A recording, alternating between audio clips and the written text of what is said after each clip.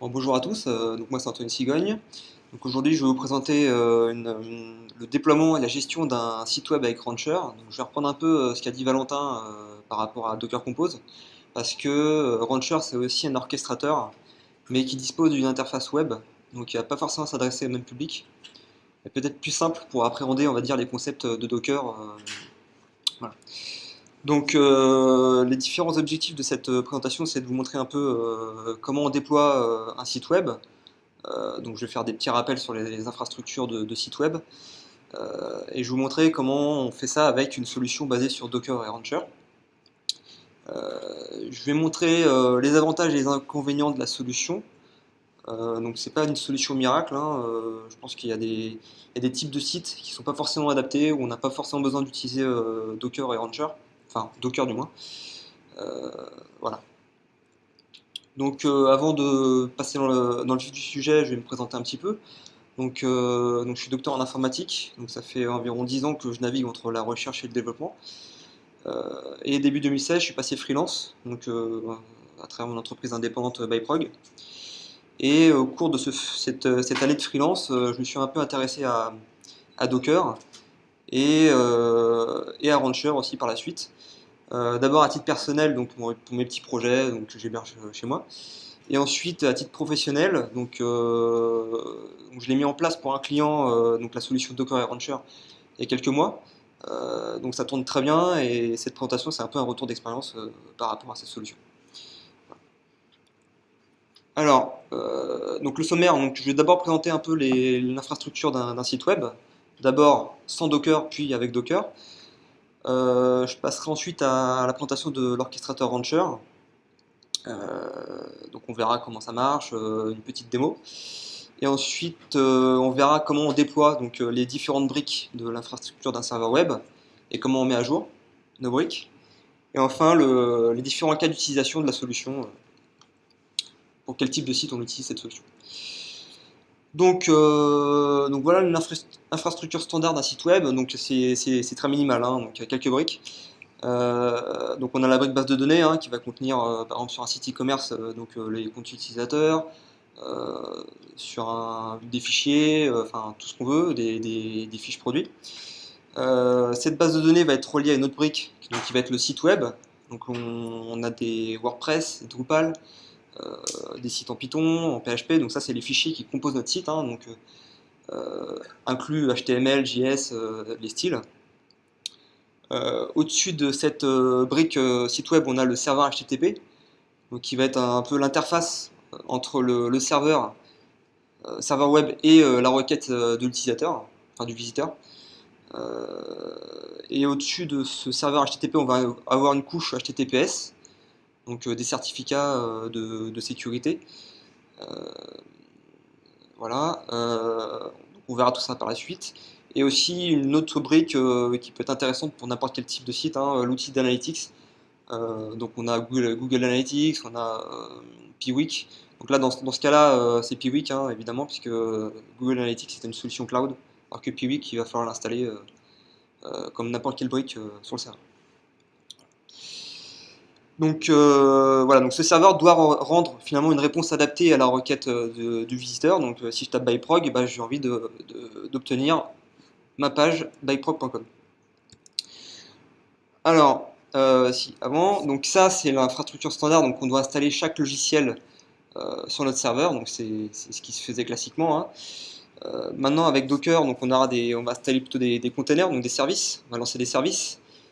Donc chaque brique va être incluse dans un container. Donc évidemment c'est totalement opaque pour le visiteur. Normalement ça doit rendre la même réponse euh, que ce qu'il a demandé que ce qu'il a demandé. Voilà, donc ça c'est avec Docker. Donc vous allez me dire, les deux infrastructures se ressemblent fortement en termes de briques. Donc pourquoi utiliser Docker? Donc il y a pas mal de raisons donc, qui ont déjà été énoncées la semaine dernière et cette semaine. Donc isolation des briques, on peut redéployer très rapidement les briques si on en a besoin. Donc si un serveur tombe, on peut redéployer très facilement sur un autre serveur. On a une mise à jour des briques qui est assez aisée, on le verra par la suite. Euh, et, mais ça implique de gérer toujours chaque service de manière indépendante. Et surtout, si on a des services qui sont sur différents serveurs, ça devient un peu compliqué comme ce que disait Valentin. Donc l'idée, c'est d'utiliser un orchestrateur.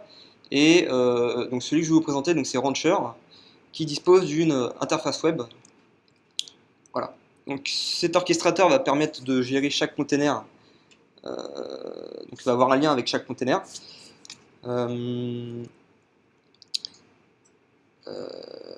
Voilà, donc il a une interface web que je vais présenter.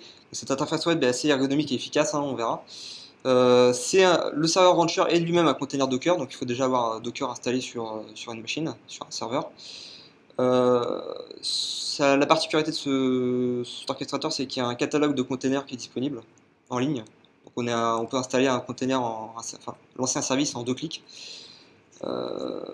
Et on va pouvoir piloter plusieurs serveurs hôtes Rancher depuis la même interface web. Donc ici, on a le schéma tout à l'heure, mais réparti en 3 serveurs hôtes. Donc on peut par exemple mettre notre site web et notre serveur HTTP sur un des serveurs hôtes, mettre notre base de données sur un autre serveur hôte Rancher, et enfin mettre par exemple l'outil d'analytics sur un 3e serveur hôte. Et donc on va pouvoir piloter tout ça depuis notre orchestrateur. Donc l'avantage de séparer les services, de les mettre sur différents serveurs, c'est que s'il y en a un serveur qui tombe, on peut facilement on peut déjà répartir la charge plus facilement, et s'il y a un serveur qui tombe, on peut redéployer notre service sur d'autres serveurs hôtes.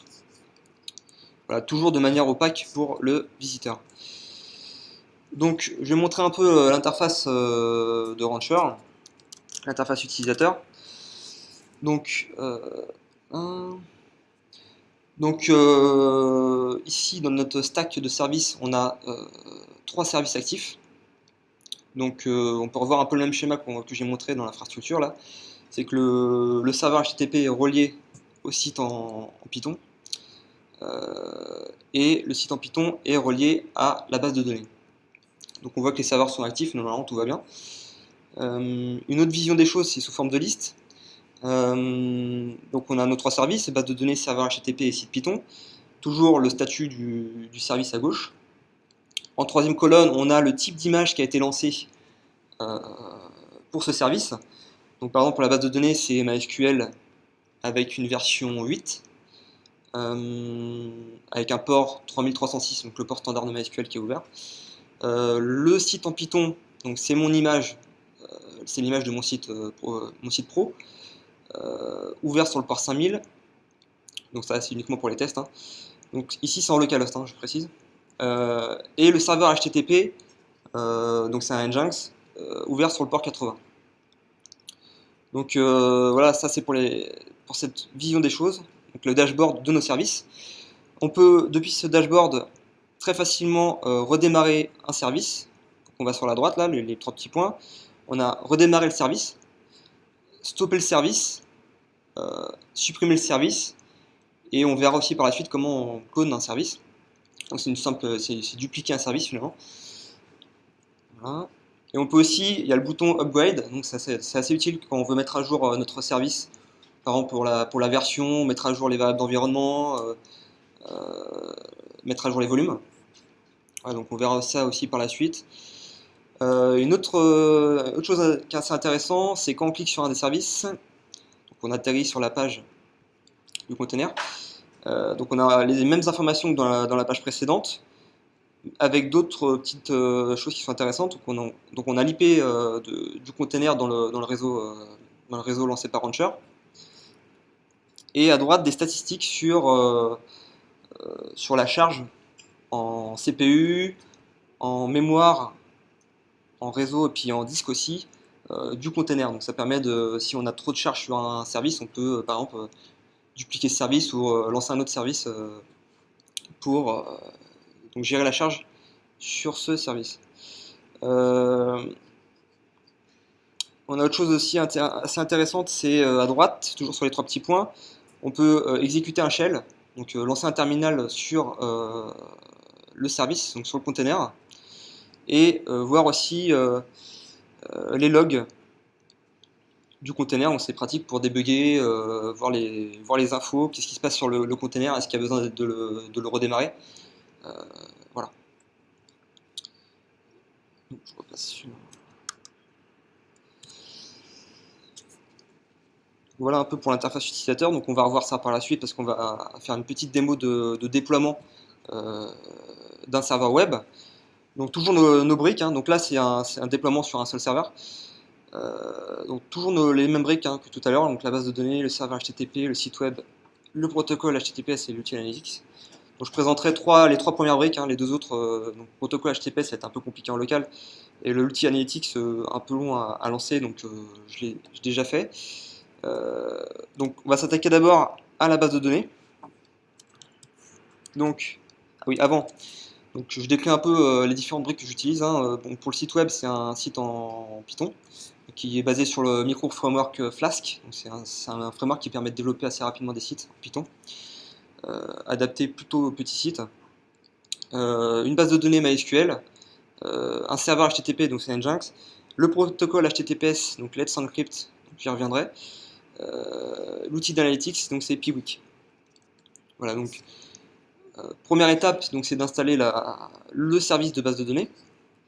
Donc sur le schéma que vous voyez, donc on part d'un serveur qui n'a rien, donc on va lancer le service base de données, donc le container, qui va être ouvert sur le port 3306 et qui va avoir un lien, donc un volume, vers un dossier hébergé sur le serveur. Donc ça c'est pour une histoire de persistance des données, parce que si notre container est en panne et qu'on a hébergé, enfin que nos dossiers sont uniquement dans le container, donc les fichiers de base de données, si le container tombe, bah, on a perdu aussi nos fichiers. Donc il faut toujours avoir un volume donc, sur le serveur. Donc ça, comment ça se passe au niveau de Rancher? Alors, donc je vais éteindre les services qui sont déjà en place. Voilà, donc hop, j'ai éteint tout d'un coup. Donc je vais cloner, ce que je vais faire, c'est que je vais cloner le service base de données que j'ai déjà lancé précédemment. Donc il est déjà tout configuré, donc je vais juste vous montrer qu'est-ce que j'ai configuré. Donc c'est juste une copie. Hein. Donc j'ai cliqué sur cloner. Voilà. Donc le nom du service, donc je vais l'appeler base de données 2. L'image, donc c'est MySQL en version 8. Voilà, donc le port ouvert, donc 3306, ici. Pour l'instant, il n'y a aucun autre service qui est lié à ce container, à ce service.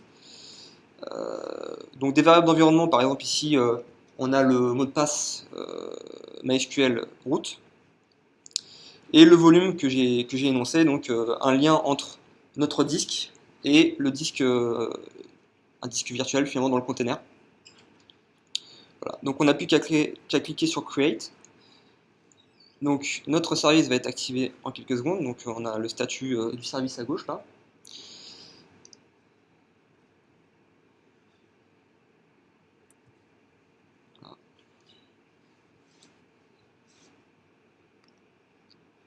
Voilà, donc il est actif. Donc ça a pris quelques secondes. Maintenant, donc on peut aussi aller voir les logs hein, pour voir si ça a bien marché. Hein. Donc, voilà, une activité. On peut avoir aussi un début d'activité hein, sur ce service. Si on va voir les logs, voilà, donc ça nous dit que le serveur MySQL est prêt pour recevoir des connexions. Donc voilà, on a déployé notre service base de données. Maintenant, on va déployer notre service de site web, donc notre site. Donc ce qu'on va faire, c'est qu'on va le faire communiquer avec la base de données donc sur le port 3306 et on va lui dire d'ouvrir le port 5000 pour pouvoir le tester hein, tout simplement. Voilà. Donc on va faire pareil. Donc je reprends mon service site Python ici que je vais cloner. Je vais l'appeler site Python 2. Donc ici mon image, le port 5000 qui est ouvert, et on va le lier au service base de données 2, donc, pour qu'il y ait un lien entre ce container et le container des services, de la base de données. Donc il n'y a pas d'autre configuration à faire. Donc, je le lance.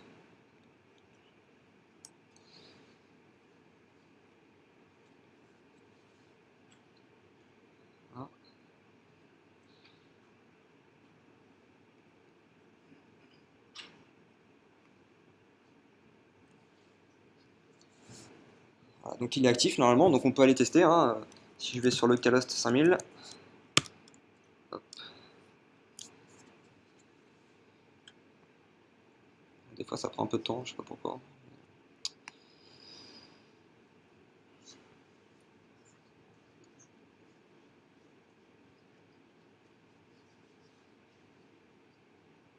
Allez.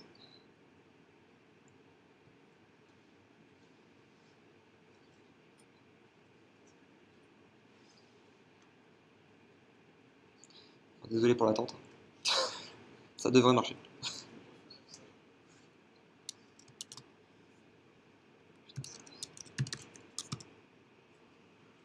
Voilà.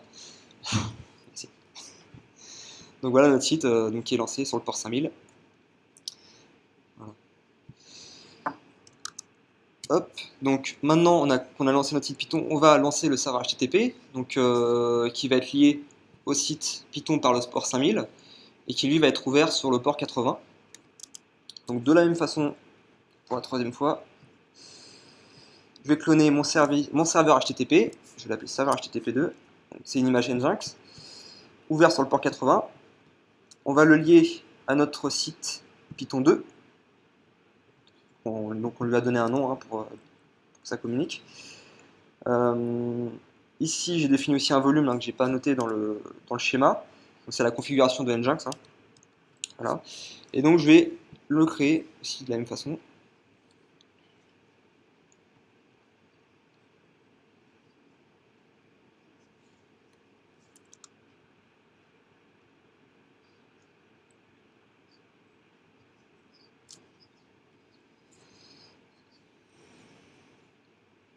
Voilà. Donc, normalement, si on va sur localhost, à travers le serveur HTTP, voilà, donc ça marche.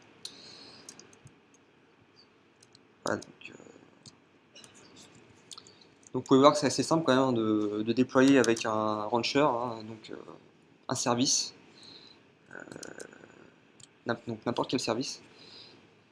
Voilà. Donc je vais parler maintenant du protocole HTTPS, donc très rapidement puisque je ne vais pas le mettre je vais pas l'installer là puisque c'est du local. Actuellement j'utilise Let's Encrypt, comme beaucoup de monde maintenant. Hein. Ça a été pendant très longtemps en bêta, maintenant ça marche plutôt bien, donc vous pouvez l'utiliser pour n'importe quel type de site, que ce soit du site e-commerce, donc qui a pas mal de trafic, jusqu'au petit site, donc moi je l'utilise pour mon petit site perso. Donc petite parenthèse référencement, donc a priori l'année prochaine Google va commencer à pénaliser un peu les sites qui n'utilisent pas de certificat. Donc d'abord en termes de classement, et ensuite peut-être en 2018 vers en pénaliser carrément, donc les supprimer de la liste, donc sur les moteurs de recherche. Donc je vous conseille de commencer dès maintenant à installer des certificats, surtout que ça prend quelques secondes à lancer, hein, avec Let's Encrypt c'est gratuit en plus. Voilà. Parenthèse fermée. Et l'outil d'analytics, donc je ne vais pas l'installer non plus, donc c'est quand même intéressant de pouvoir l'installer aussi sur un serveur, donc juste pour connaître déjà au moins le trafic, quel type de cible vient sur votre site. Donc pour ça vous avez Piwik, qui est une alternative intéressante à Google Analytics. Voilà, donc vous avez par exemple le graphique des dernières visites, la carte des visiteurs, donc de quel pays vient le visiteur. Les visiteurs en temps réel, donc ça peut être assez marrant de regarder. Le récapitulatif des visites, etc. Donc c'est pas aussi complet que Google Analytics, mais c'est déjà une bonne base si vous voulez pas vous embêter à utiliser Google. Quoi. Voilà. Et quelque chose aussi qui est intéressant, donc ça c'était notre serveur web, hein. Donc là j'ai terminé pour la démonstration on va dire de déploiement de serveur. Donc vous avez pu voir que c'était assez simple, hein. En quelques clics on a réussi à faire la même chose que Docker Compose avec un terminal. Donc j'ai envie de dire que c'est plus pour des cibles qui sont pour des personnes qui sont moins familières avec l'outil informatique. Donc moi pour mon expérience, pour mon client pour lequel j'ai installé cette solution Docker et Rancher, donc je lui ai fait une petite formation de quelques heures, hein, 2-3 heures, sur lui rappeler les concepts un peu enfin, pas lui rappeler, lui faire découvrir les concepts de Docker, les services, etc. Lui montrer un peu comment on déploie un service, comment redéployer un service s'il y a un problème, identifier s'il y a un souci. Donc évidemment, il ne va pas pouvoir peut-être régler le problème, mais au moins s'il y a un souci sur un des services, pouvoir le redémarrer. Et si ça marche toujours pas, évidemment, contacter peut-être me contacter ou contacter un admin 6 quoi. Donc ça peut être intéressant si pour une startup par exemple d'utiliser cette solution où il n'y a pas beaucoup de monde, donc en général le gérant n'est pas forcément familier avec tous ces outils utilisés par le développeur ou par l'admin 6 quoi. Voilà euh, donc je vais parler un peu très rapidement de l'export des configurations Docker et Rancher. Donc maintenant que vous avez lancé tous vos services, il serait aussi intéressant de pouvoir exporter au cas où vous devez redéployer totalement sur un autre serveur. Donc Rancher permet de le faire. Il faut cliquer sur Compose YAML en haut à droite, qui va vous sortir deux fichiers. Donc un fichier Docker Compose, donc, comme l'a dit Valentin, donc ça permet donc c'est le fichier qui contient toutes les configurations de containers dans notre stack de containers, notre stack de services. Voilà, donc là il y a tous les services qu'on a lancés. Et aussi un autre fichier, donc Rancher Compose, qui est ici pour Rancher exclusivement, qui va vous permettre d'avoir exactement la même forme finalement, enfin le même dashboard que si vous aviez le serveur qui tournait encore quoi. Ça vous permet de récupérer ce dashboard finalement Rancher. Voilà. Et dernière étape du déploiement, donc c'est pas forcément le déploiement, c'est plutôt de la mise à jour. Donc comment mettre à jour un container, donc un service sur Rancher. Donc il y a on va dire deux possibilités.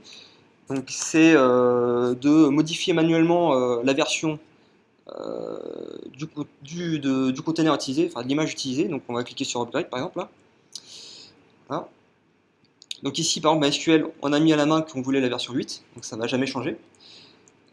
Si on veut mettre la version 9 par exemple, on veut utiliser la version 9 qui n'existe pas il me semble, on va juste à mettre 9, voilà, hop, on clique sur Upgrade et ça va lancer la version 9 de notre service. Donc si on l'a déjà téléchargé, ça va être instantané.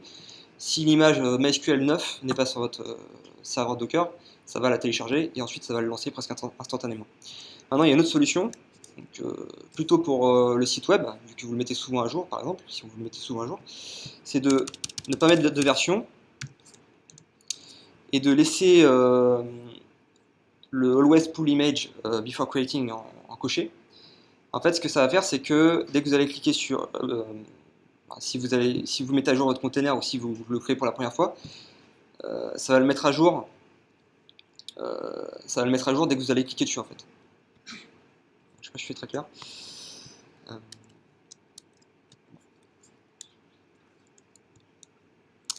Voilà, donc c'était une petite présentation de Rancher, donc pour déployer un site et le mettre à jour.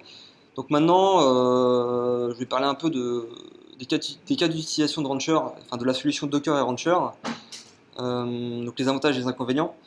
Donc en termes d'avantages, il y en a quand même pas mal, j'en ai mis que deux, hein.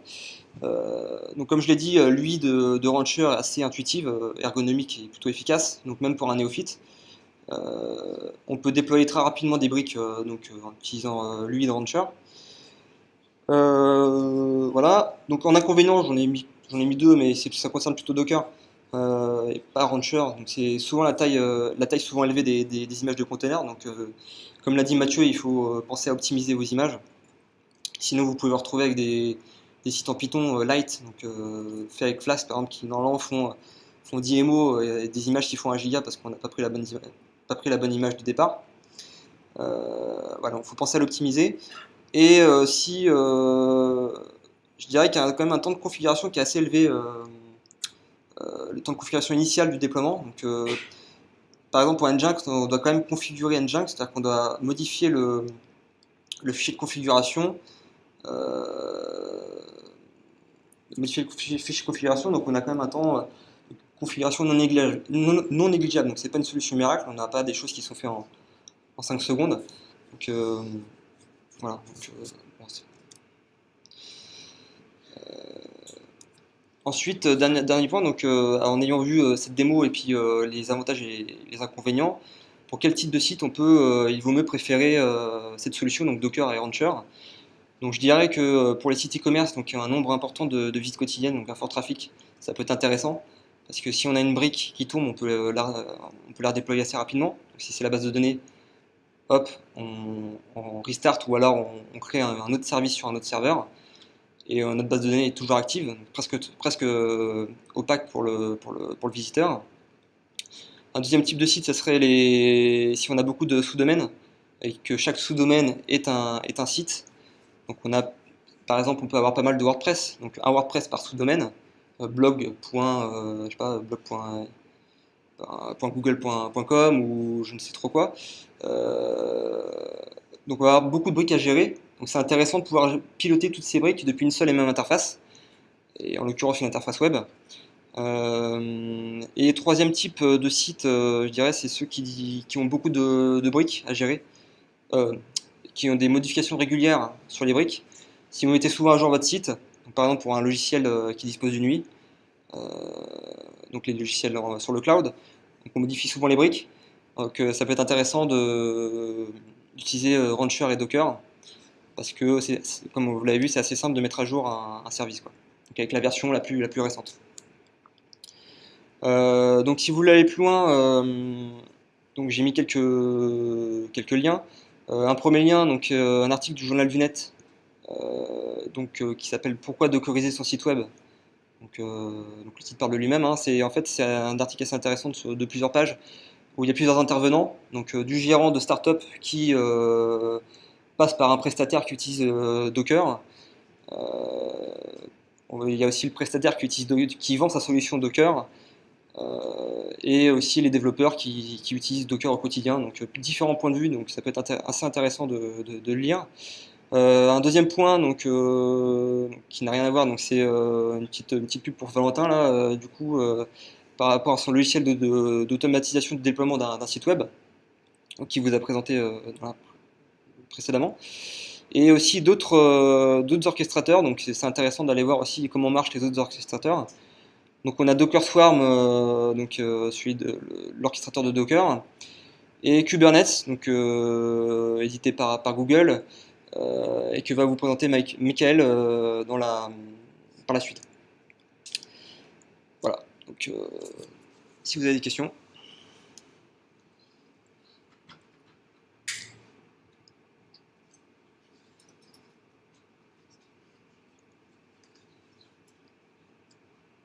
Je voulais savoir si avec Rancher, est-ce qu'il gère les permissions? Est-ce qu'on peut faire, tu disais tout à l'heure que tu avais laissé un petit peu, est-ce qu'on peut imaginer d'avoir différents niveaux d'administration au niveau des droits dans Rancher? Alors moi j'ai utilisé un seul niveau jusqu'à maintenant, c'est un niveau. Il me semble pas qu'il y a de possibilité. Enfin, il y a un niveau admin, ça c'est sûr, super admin, donc qui permet de gérer l'interface. Il me quand même type de. Je sais pas trop à ce niveau-là. Ah si, apparemment il y a plusieurs types de comptes. Après j'ai jamais utilisé moi, puisque je suis pour l'instant le seul à administrer pour mon client, même si lui il utilise mon compte du coup d'administrateur, mais je suis pas allé aussi loin sur quel type de permission sur l'interface, quoi. Ouais. Merci.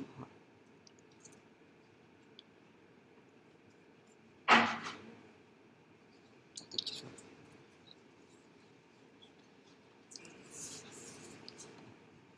Je veux savoir, j'ai commencé à essayer de m'en servir un petit peu cette semaine, et du coup, je voyais que quand on déploie un stack, par exemple, il y a l'option de lancer un load balancer, par exemple. Ouais. J'y allais un petit peu avec la notion d'exposer le service, en fait. Donc, je voulais savoir si, pour exposer un service, du coup, c'est sur l'IP du serveur, le port qu'on lui demande, au niveau de. Celui-là, enfin le port Ouais. Ouais. Voilà. Ouais. Et du coup, le load balancer, lui, permet finalement de créer une autre image Docker, en fait, et de balancer plusieurs images qu'on aurait, en fait, automatiquement. Alors, Mais, enfin techniquement, j'ai jamais utilisé l'option load balancer. Après, j'imagine que c'est par rapport Est-ce que tu as fait une configuration de balancing du coup, ça par Non, rapport à. je suis testé un petit peu tout et la question au final en fait c'est de savoir si Cruncher en fait on peut lui dire de lancer par exemple une image du site web sur un serveur physique, une autre image sur un autre serveur physique et donc de faire le balancing entre les deux en fait, vu qu'ils ne sont pas sur les mêmes serveurs en soi. Mais ça reste des serveurs hôtes, du coup, ouais, donc Mais normalement. du coup, au niveau d'un stack, est-ce que dans un stack on peut avoir des instances sur des serveurs différents? Euh, c'est une bonne question, mais a priori oui, puisque les autres orchestrateurs le font, donc c'est un peu comme Kubernetes, un Rancher, c'est juste que c'est notre interface, mais après on peut faire de load balancing sur justement les serveurs hôtes, faut qu'ils communiquent entre eux, mais finalement c'est comme disait Valentin, c'est juste un support, et on est plus sur les containers que sur les supports maintenant, donc effectivement c'est juste un hôte quoi. Donc, j'imagine que oui.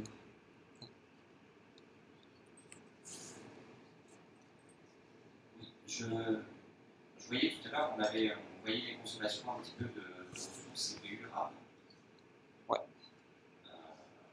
Est-ce qu'il y a possibilité de limiter par exemple un conteneur par rapport à un autre? Je ne sais pas, on met par exemple la machine haute, enfin, qu'un seul conteneur, parce qu'on met l'ensemble de ce qui tombe sur cette machine. Alors moi j'ai déjà configuré conteneur par conteneur, donc limiter les ressources. Après je sais pas si on peut dire tel conteneur par rapport à tel autre. Alors, si on fait conteneur par conteneur, c'est bon, est-ce qu'on peut le faire directement dans Rancher? Ouais, normalement si on fait, là j'ai fait un upgrade, euh, on peut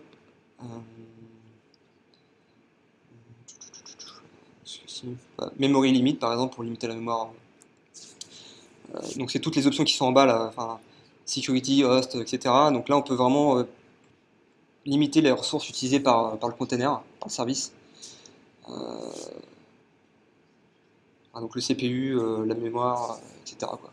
Ouais. Bon, super, merci.